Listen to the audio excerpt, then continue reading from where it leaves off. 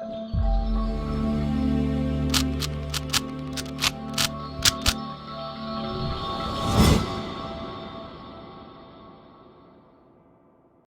guys, welcome to Viva Classes. I hope you like my videos. If you like my videos, please like, share and subscribe our channel.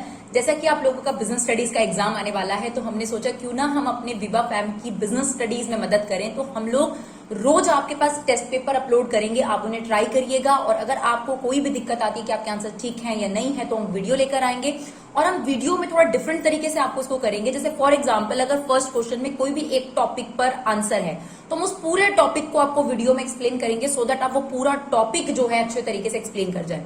हम maximum topic जो cover करेंगे वो भी हम आपको साथ साथ बताते जाएंगे कि ये टॉपिक आपके पूरे पूरे कवर होते जा रहे हैं, सो दैट आपका जो कॉन्फिडेंस है वो बिजनेस स्टडीज में बढ़े।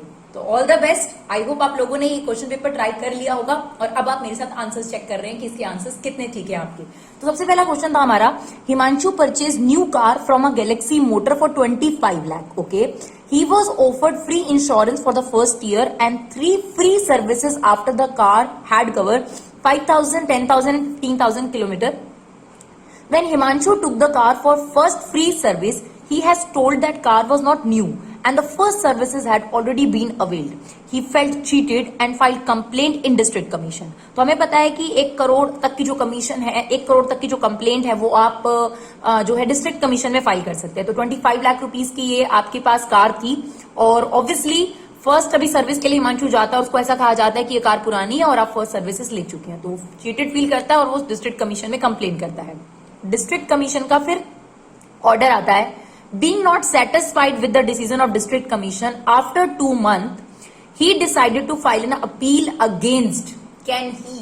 तो आपसे पूछा गया है क्या डिस्ट्रिक्ट कमीशन के अगेंस्ट, हमें पता है ऊपर कौन होती है आपके पास, डिस्ट्रिक्ट के बाद आपके पास स्टेट कमीशन आएगी, देन नेशनल कमीशन आएगी। तो आपसे पूछा गया क्या ये फर्दर अपील कर सकता है। कर सकता था, लेकिन उसने एक गलती कर दी। आप ध्यान से देखिएगा, 2 महीने का लैप्स, यानी आपको एक टाइम पीरियड दिया गया है, उस टाइम पीरियड के अंदर ही आपको फर्दर अपील करनी पड़ती है।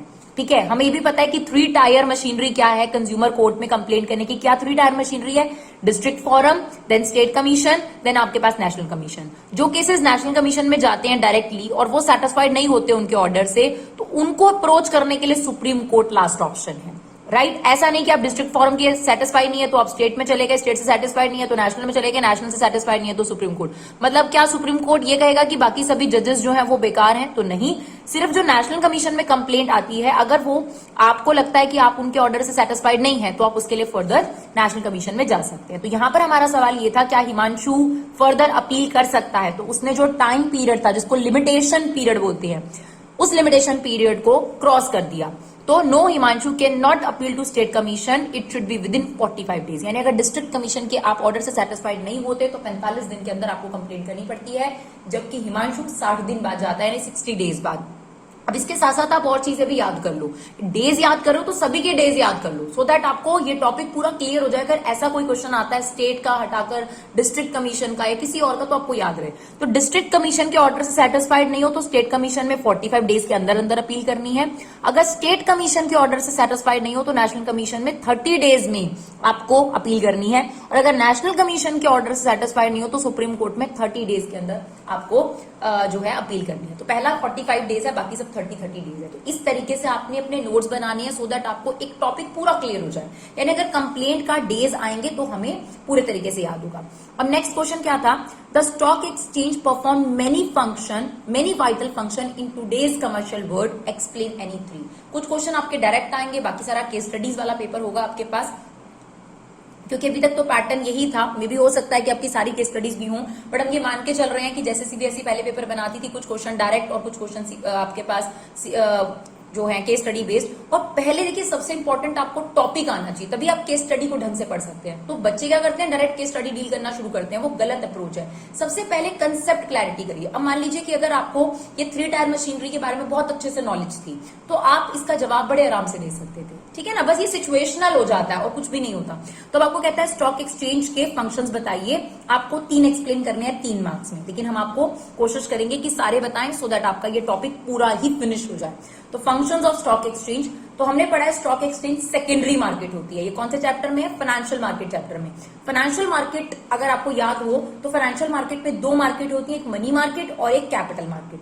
मनी मार्केट मतलब शॉर्ट टर्म मार्केट और कैपिटल मार्केट मतलब लॉन्ग टर्म मार्केट। जो कैपिटल मार्केट है उसमें भी दो कैटेगरीज थी, प्राइमरी मार्केट और सेकेंडरी मार्केट। सेकेंडरी मार्केट को क्या बोलते हैं? Stock exchange. देखिए इसी तरीके से हम वीडियो में आपको सारा ओवरव्यू देंगे सो दैट आपको वो पूरा टॉपिक पिक्चर क्लियर हो जाए। सिर्फ वो टॉपिक नहीं, सिर्फ वो क्वेश्चन नहीं, उस क्वेश्चन के आसपास का सारा दायरा क्लियर हो जाए, राइट। और अगर आपको हमारी वीडियोस अच्छी लगे तो प्लीज इन्हें शेयर जरूर करिए और कमेंट बॉक्स में आकर हमें फीडबैक जरूर दीजिए। तो आपके पास फाइनेंशियल मार्केट से ये क्वेश्चन है और फाइनेंशियल मार्केट का हमने आपको चार्ट बनाया। फाइनेंशियल मार्केट में दो मार्केट है, मनी मार्केट और कैपिटल मार्केट। कैपिटल मार्केट में फर्दर मार्केट है प्राइमरी मार्केट और सेकेंडरी मार्केट। अभी आपसे फिलहाल किसके फंक्शंस पूछ रहा है? सेकेंडरी मार्केट के फंक्शंस पूछ रहा है। तो क्या क्या फंक्शंस होते हैं स्टॉक एक्सचेंज के?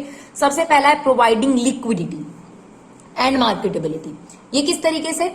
आप देखिए जब कंपनी ने आपको शेयर इशू कर दी और आप इन्वेस्टर थे, आपने ये शेयर खरीद लिया, अब भाई आपको कंपनी पैसा वापस नहीं करेगी लाइफ टाइम तक, ये हमने शेयर के बारे में पढ़ा है। तो जो ये इन्वेस्टर है अगर इसको पैसा चाहिए तो ये चला जाएगा स्टॉक एक्सचेंज में, स्टॉक मार्केट में, जहां जाकर ये अपने शेयर किसी भी और इन्वेस्टर को सेल कर सकता है। तो लिक्विडिटी का मतलब होता है कैश में कन्वर्जन। तो आपको स्टॉक एक्सचेंज ने एक ऐसी जगह प्रोवाइड कर दी जो इन्वेस्टर को लिक्विडिटी प्रोवाइड करता है, यानी जब ये इन्वेस्टर चाहे तो पैसा ले सकता है इस शेयर को स्टॉक मार्केट में बेचकर, और फिर उस पैसे से फिर से अगर शेयर खरीदना चाहता है तो स्टॉक मार्केट में किसी और कंपनी के शेयर खरीद सकता है। तो इट्स अ फर्स्ट फंक्शन जो कि वेरी इंपॉर्टेंट फंक्शन है। इसके अलावा stock exchange help in determining price of securities. देखिए प्राइस किसी भी चीज का मार्केट फोर्सेस से डिसाइड होता है, यानी डिमांड और सप्लाई फोर्सेस से डिसाइड होता है। अब बहुत नॉर्मल सी बात है, स्टॉक एक्सचेंज ही वो जगह है जहां पर यह पता चलता है कि कितने इन्वेस्टर बेचने आ रहे हैं उस कंपनी के शेयर और कितने इन्वेस्टर बाय करने में इंटरेस्टेड है।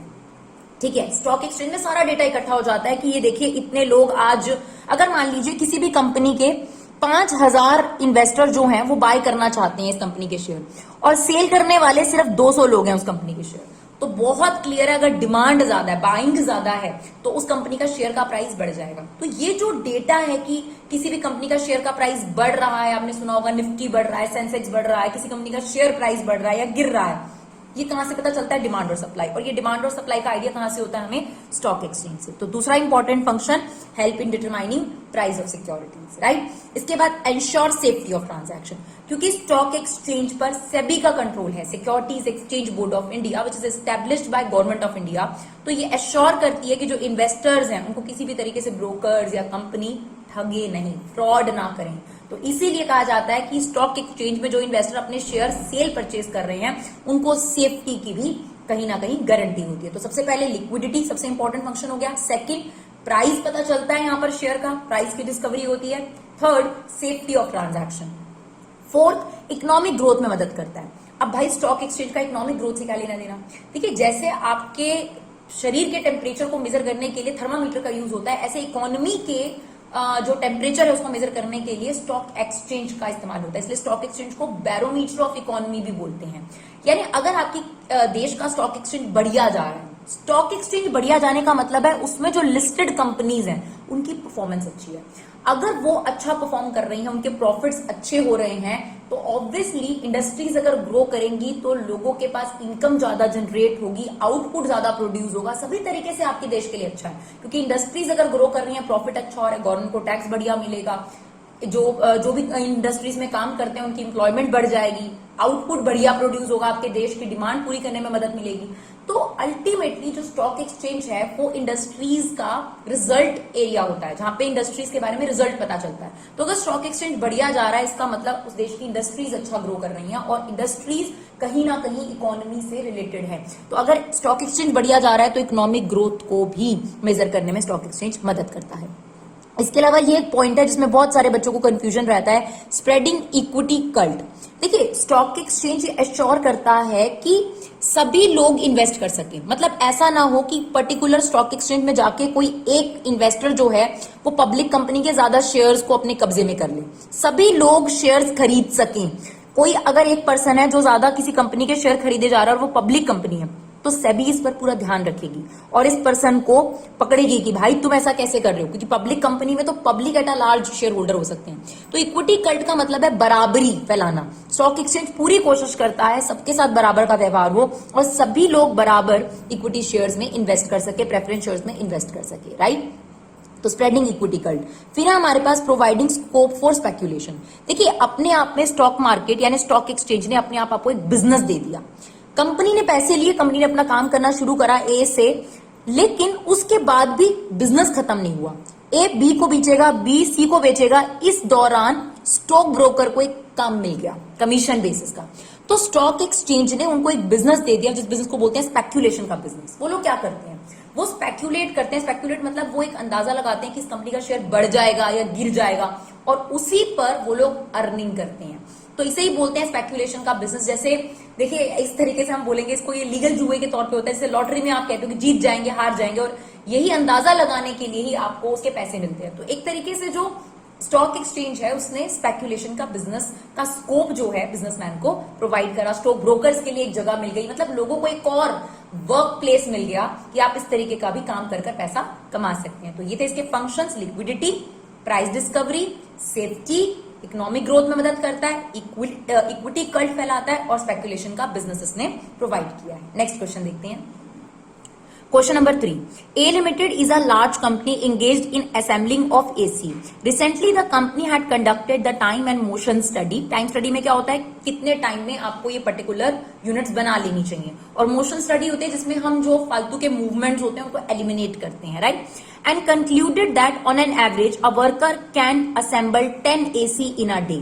तो यहाँ पर इन्होंने एक स्टडी करी और ऐसा आइडिया लगाया कि एक दिन में 10 AC तो असेंबल कर ही सकता है एक वर्कर।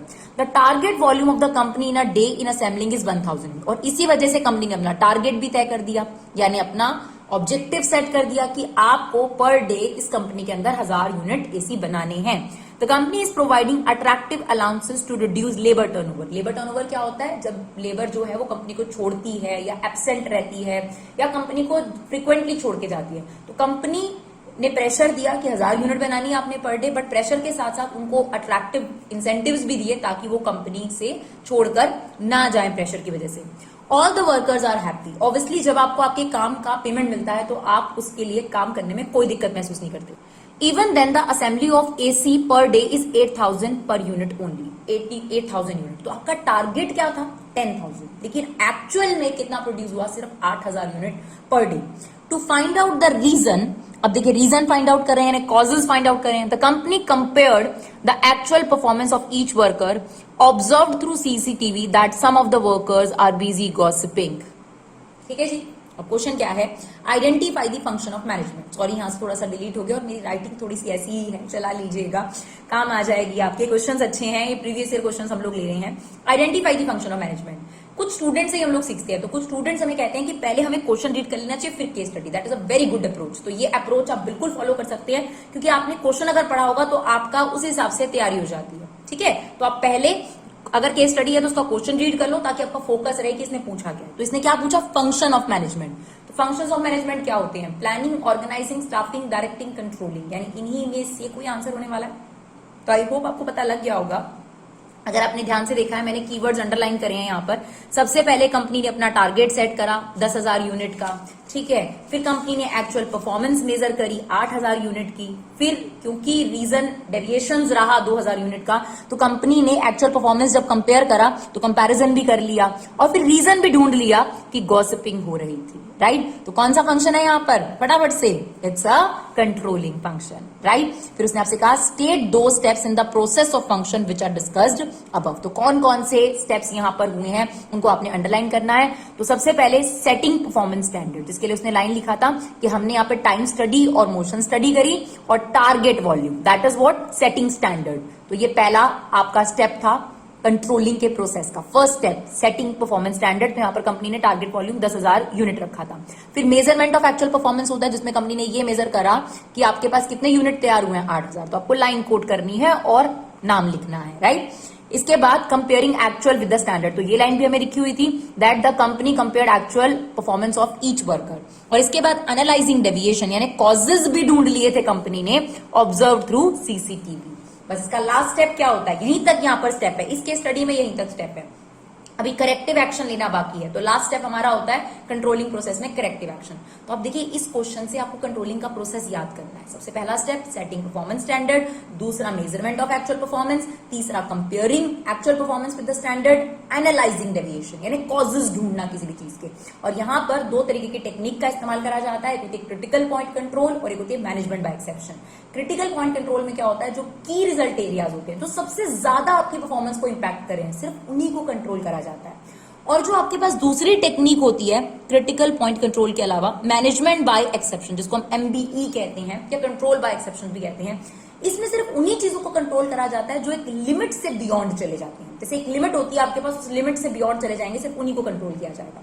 और इसका लास्ट स्टेप होता है हमारे पास करेक्टिव एक्शन। तो देखिए इस वीडियो से आपको दो फायदे हुए, एक तो हमने फंक्शंस ऑफ स्टॉक एक्सचेंज पूरा टॉपिक कंप्लीट कर लिया, कंट्रोलिंग का पूरा प्रोसेस भी अच्छे तरीके से कर लिया।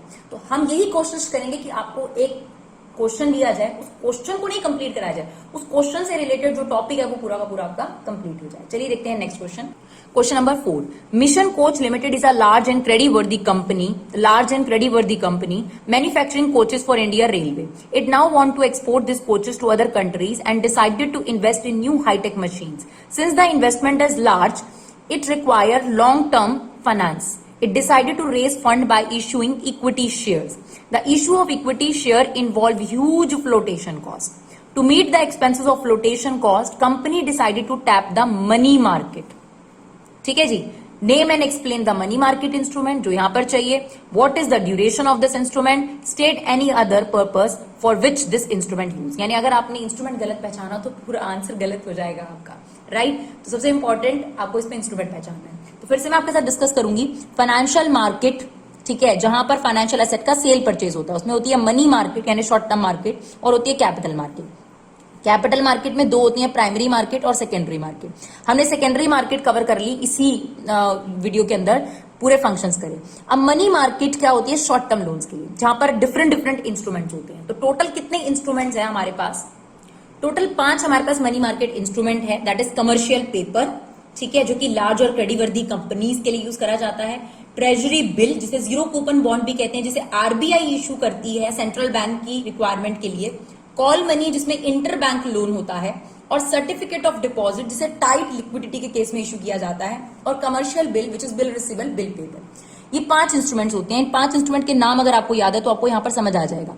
फ्लोटेशन कॉस्ट मीट करने के लिए जिस पेपर का इस्तेमाल करा जाता है, जिस इंस्ट्रूमेंट का मनी मार्केट में इस्तेमाल करा जाता है, उसको कहा जाता है कमर्शियल पेपर। और इस टॉपिक को बोलते हैं ब्रिज फाइनेंसिंग। यानी कंपनी ने इक्विटी शेयर इशू करने हैं और इक्विटी शेयर इशू करने के लिए प्रोस्पेक्टस वगैरह छुपवाना है और भी जो है इशूइंग एक्सपेंसेस करने हैं, उसके लिए जब कंपनी लोन लेती है मनी मार्केट से, तो उसको बोलते हैं कमर्शियल पेपर और इस कंसेप्ट को बोलते हैं ब्रिज फाइनेंसिंग, सिर्फ इस पर्टिकुलर टॉपिक को, ठीक है। तो यहां पर आपके पास इसके बारे में एक्सप्लेन भी करना था। तो ये जनरली लार्ज और क्रेडिटवर्दी कंपनीज को ही लोन मिलता है। ये आपके पास मार्केट रेट से कम रेट पर लोन लेने का तरीका है। यानी अगर कंपनी को फ्लोटेशन कॉस्ट के लिए पैसा चाहिए, फ्लोटेशन कॉस्ट होता है शेयर इशू करने के लिए जो एक्सपेंसेस होते हैं, उनके लिए अगर पैसा चाहिए तो मनी मार्केट में कमर्शियल पेपर इशू करके पब्लिक से पैसा ले सकती है, या किसी भी पर्सन जो कमर्शियल पेपर बाय करेंगे, इंडिविजुअल वगैरह, तो उनसे ये पैसा लिया जा सकता है। लेकिन इसमें जो कंपनी रेट ऑफ इंटरेस्ट देती है वो मार्केट रेट से कम प्रोवाइड करेगी, बट स्टिल लोग इन्वेस्ट करते हैं क्योंकि ये लार्ज और क्रेडिटवर्दी कंपनीज है। क्रेडिटवर्दी मतलब जिन पर आप विश्वास कर सकते हो, जिनकी गुडविल बहुत अच्छी है। मैच्योरिटी पीरियड 15 दिन मिनिमम होता है और 1 साल मैक्सिमम होता है। यानी 15 दिन से एक साल के अंदर इसकी पेमेंट कंपनी आपको वापस कर देती है। It can also use for seasonal and other working capital needs. तो यहाँ पर ये भी पूछा गया था मैच्योरिटी पीरियड क्या है, बी पार्ट में। सी पार्ट में ये पूछा गया था इसे किस और पर्पस के लिए यूज करा जा सकता है। तो सीजनल रिक्वायरमेंट होती है, कई बार आपको सीजन पीक सीजन है तो आपको पैसे की जरूरत है, तो भी आप मनी मार्केट से कमर्शियल पेपर के थ्रू पैसा ले सकते हैं। लेकिन यहीं पे सबसे इंपॉर्टेंट बात क्या है, लार्ज एंड क्रेडिटवर्दी कंपनीज को ही ये चीज मिलती है आपके पास, राइट। और आप सीजनल और वर्किंग कैपिटल नीड्स के लिए आप इनको डिमांड कर सकते हैं, राइट। तो आपको 5 जो है वो मनी मार्केट इंस्ट्रूमेंट इसमें याद रखने हैं और बुक खोलकर बेशक उनको याद करो। सबसे बेस्ट तरीका ये है किसी क्वेश्चन के साथ साथ उसके टॉपिक को पूरा रिवाइज कर लो, ठीक है जी। चलिए देखते हैं next question. Anjali had been working with Tata Enterprises for last 10 years. She was famous for her dedication to work. When the manager senior to her retired, All her colleagues thought that now Anjali would be promoted, right? But everyone was surprised. Miss Monica, the outsider, filled by post. तो भाई मोनिका को जो है अंजलि की जगह लाया गया और मोनिका बाहर से आई, यानी एक्सटर्नल रिक्रूटमेंट करी गई है. Anjali felt demoralised and her performance started declining. मैं ये ज्यूम करके चल रही हूँ कि आप ये क्वेश्चन ऑलरेडी पढ़कर आए हैं क्योंकि हमने कम्युनिटी पोस्ट पे ये ऑलरेडी डाले हैं. Miss Monica was a good leader who would not only instruct her subordinate but also guide and inspire them. तो मिस मोनिका अच्छी है, गुड लीडर है, यानी जो भी मैनेजमेंट है उन्होंने मिस मोनिका को चूज करने का अच्छा डिसीजन लिया. She noticed Anjali behavior and felt her performance could be improved. तो उन्होंने अंजलि का बिहेवियर नोटिस करा, उन्होंने कहा कि अंजलि की परफॉर्मेंस अच्छी हो सकती है, कुछ और रीजन है जिसकी वजह से उनकी परफॉर्मेंस डाउन है. तो वो रीजन उन्होंने एनालाइज करे मिस मोनिका ने और उन्होंने क्या करा, she started involving Anjali in decision making and make her a part of joint management committee. तो जो वो चाह रही थी अंजलि की उनको एक स्टेटस मिले, वो स्टेटस देकर उनको मोटिवेट करने की कोशिश की गई क्योंकि वो डीमोटिवेटेड हो गई थी जब बाहर से एक्सटर्नल रिक्रूटमेंट कर दी गई, जबकि अंजलि को हर कोई एक्सपेक्ट कर रहा था, इवन अंजलि भी. तो Anjali was now punctual in office. तो आपको आइडेंटिफाई करना है function of management. Function of management क्या होता है? Planning, organising, staffing, directing, controlling. तो कौन सी ऐसी चीज है जिसकी वजह से आपको लगता है कि अंजलि को मोटिवेट करा गया है? तो ऑब्वियस सी बात है, डायरेक्टिंग का इंपॉर्टेंट एलिमेंट होता है. तो यहाँ पर कौन सा फंक्शन परफॉर्म करा गया है? डायरेक्टिंग. उसमें आपसे ये पूछा गया नेक्स्ट क्वेश्चन में, उस एलिमेंट का नाम बताओ जिसने अंजलि की परफॉर्मेंस में मदद करी. तो हमें पता है डायरेक्टिंग के अंदर कौन कौन से एलिमेंट होते हैं? Supervision, leadership, motivation. तो उसमें से कौन सा एलिमेंट आ जाएगा आपके पास? मोटिवेशन. फिर हमसे ये भी पूछा गया कि उस एलिमेंट के फीचर बताइए, यानी मोटिवेशन के फीचर बताइए. तो मोटिवेशन एक इंटरनल फीलिंग होती है, यानी आपके अंदर से ही आप मोटिवेट होते हो. जरूरी नहीं है कि आज आपको मोटिवेट करा गया और कल आपको मोटिवेट करा तो आप कल भी मोटिवेट हो जाएंगे. तो इट्स टोटली इंटरनल फीलिंग, आपके ऊपर डिपेंड करता है. और मोटिवेशन का पर्पस यही होता है कि जो गोल है उसकी तरफ आपके बिहेवियर को लेके जाया जा सके, राइट. अब जनरली जैसे आपके पेरेंट्स आपको कहेंगे कि हम आपको बाइक ले देंगे, लड़कों को ऐसा कहा जाएगा, लड़की को कहा जाएगा कि तुमको जो तुमको चाहिए तुमको वो दिलाया जाएगा, बस तुम पढ़ाई कर लो.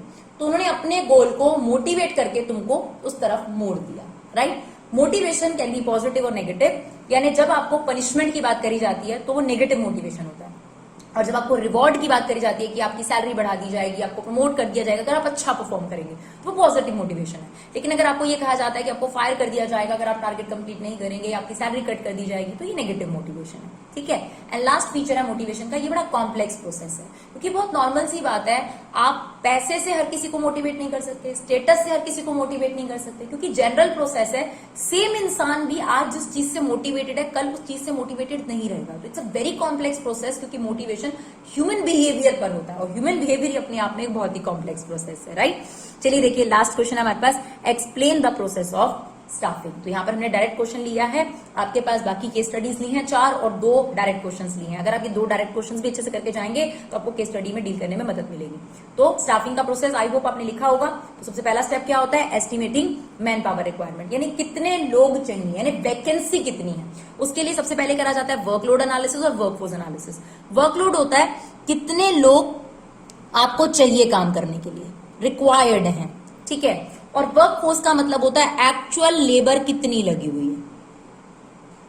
अब बहुत नॉर्मल सी बात है, अगर हमको 5000 लेबर चाहिए, 500 वर्कर्स चाहिए, 500 इंप्लॉयज चाहिए और यहां पर आपके पास 400 लेबर लगी हुई है, 400 इंप्लॉयज लगे हुए हैं, तो 100 रुपीज 100 जो है वो आपकी मैन पावर रिक्वायरमेंट होगी. तो एस्टिमेटिंग मैन पावर रिक्वायरमेंट जिसमें सबसे पहला स्टेप होता है वर्कलोड और वर्कफोर्स एनालिसिस. वर्कलोड का मतलब है कितने इंप्लॉय चाहिए, वर्कफोर्स का मतलब है कितने इंप्लॉय ऑलरेडी उस फोर्स पे लगे हुए हैं, उनका कंपैरिजन किया जाता है, आपको पता चल जाता है कि आपके पास मैन पावर रिक्वायरमेंट कितनी है. फिर सेकंड स्टेप शुरू होता है सर्चिंग, यानी आप ढूंढना शुरू करते हैं जहां पर भी आपको ये वैकेंट पोजीशन के लिए क्वालिफाइड एम्प्लॉयज मिल सके. इसके लिए आप इंटरनल रिक्रूटमेंट भी इस्तेमाल कर सकते हैं और एक्सटर्नल रिक्रूटमेंट भी, यानी विद इन द ऑर्गेनाइजेशन भी ढूंढ सकते हैं और आउटसाइड द ऑर्गेनाइजेशन भी ढूंढ सकते हैं. इसे बोलते हैं पॉजिटिव प्रोसेस, क्योंकि यहाँ पर किसी को मना नहीं करा जाता, सब लोग अपनी एप्लीकेशन सिर्फ आते हैं भेजते हैं, यानी इसको आइडेंटिफिकेशन और अट्रैक्शन बोला जाता है कि आ जाइए आप सब अप्लाई कर सकते हैं. जैसे सिंगिंग कॉम्पिटिशन है तो अप्लाई कर लिया.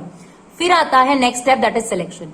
इसमें आप सबकी परफॉर्मेंस को इवैल्यूएट करते हो, जॉब को उस पर्सन की क्वालिटी से मैच किया जाता है और कुछ लोगों को निकाल दिया जाता है. सेलेक्ट का पर्पस ही ये है, मैच करके जो लोग नहीं क्वालिफाइड उनको निकाल दिया गया. क्योंकि यहाँ लोगों को निकाला जाता है इसलिए इसको क्या बोलते हैं? Negative process. ठीक है. उसके बाद क्या होती है? प्लेसमेंट, यानी उनको उनका जॉब जो है समझा दिया जाता है.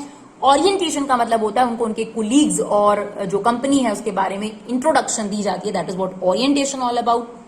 इसके बाद आता है ट्रेनिंग, यानी उनके स्किल को थोड़ा सा और एनहांस करने के लिए, या अगर आपको बिल्कुल कुछ नहीं आता उस बारे में तो आपको उस बारे में आइडिया देना। तो ट्रेनिंग क्या होता है कि अगर आपको कोई चीज नहीं आती, फॉर एग्जांपल आपको कंप्यूटर नहीं आता है, कंप्यूटर में कोई पर्टिकुलर ऐप है जो कंपनी आपको सिखाना चाहती है, तो उसको ट्रेनिंग देना। और डेवलपमेंट क्या है, आपकी स्किल्स को और ज्यादा अपग्रेड करना। फॉर एग्जाम्पल आपको कंप्यूटर चलाना आता है, उस ऐप का पुराना वर्जन आता था, अब आपको उसका नया वर्जन सिखाना है, दैट इज व्हाट डेवलपमेंट। यानी यहां पर क्या है, आप बेसिक चीजें सीख रहे हो, और यहां पर आप ये कह सकते हो आपको बेसिक आता है, आप उसका एडवांस सीख रहे हो, that is what development all about, right. तो सबसे पहले हमने एस्टिमेट करा कितने लोग चाहिए, फिर हमने ढूंढना शुरू करा, जिसको सर्चिंग बोलते हैं, रिक्रूटमेंट। ढूंढ के लोग आ गए, उसमें से जो मैच किए कुछ को निकाल दिया, सिलेक्शन करी, फिर जो सेलेक्ट किए बेस्ट उनको उनकी प्लेसमेंट दे दी, उनका जॉब समझा दिया और कंपनी से और लोगों से मिलवा दिया। जरूरत लगा तो ट्रेनिंग दे दी, और अगर लगा कि उनको काफी कुछ आता है तो डेवलपमेंट प्रोसेस फॉलो किया। उसके बाद वो अपने जॉब पर काम करना शुरू कर देंगे, वर्कर्स या इंप्लॉयज या सबऑर्डिनेट। फिर जो सबसे जरूरी है वो है परफॉर्मेंस अप्रेजल। परफॉर्मेंस अप्रेजल का मतलब होता है उनकी परफॉर्मेंस का फीडबैक देना। लोग इसको समझते हैं कि उनका अप्रेज करना, नहीं भाई, अप्रेजल का मतलब होता है उनकी परफॉर्मेंस के बारे में उनको फीडबैक देना कि आप अच्छा कर रहे हैं या बुरा कर रहे हैं, उस बारे में उनको बताना। और उसके बाद 7th है प्रमोशन। अगर अच्छा कर रहे हैं तो प्रमोट कर दीजिए। कई लोग प्रमोशन चाहते हैं, कई लोग करियर प्लानिंग चाहते हैं, कई लोग कहते हैं कि सर हमें कुछ नया सिखवा दीजिए। यानी जैसे एक एग्जांपल के तौर पे एक कंपनी में एक एम्प्लॉय जाता है और सुना है उस कंपनी ने उस पर्सन ने कंपनी के बारे में सुना है कि ये तो अमेरिका भेज देती है और 2-4 महीने की वहां पर एक नई तरीके की ट्रेनिंग दी जाती है। जब आप इंडिया में वो ट्रेनिंग कर आते हैं तो आपकी सैलरी बढ़ जाती है। तो करियर में नई चीज एडिशन करना, that is what career planning.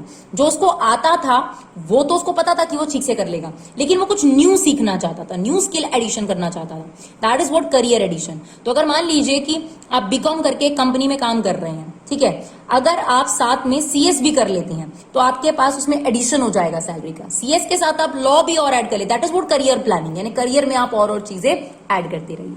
और द मोस्ट इंपॉर्टेंट थिंग, भाई सैलरी के बिना कैसे बात बनेगी, उनका कंपनसेशन तय करना, इंसेंटिव्स क्या रहेगा, उनका रिवॉर्ड, बोनस, उनको किस तरीके से उनके काम का रिवॉर्ड दिया जाएगा, कंसीडरेशन दिया जाएगा, दैट इज व्हाट कंपनसेशन। तो फाइनल डिसीजन ये होता है। तो ये ओवरऑल प्रोसेस था आपके पास स्टाफिंग का। आई होप आपको हमारा वीडियो अच्छा लगे। Thank you so much guys for love and support. Keep supporting विवा क्लासेस।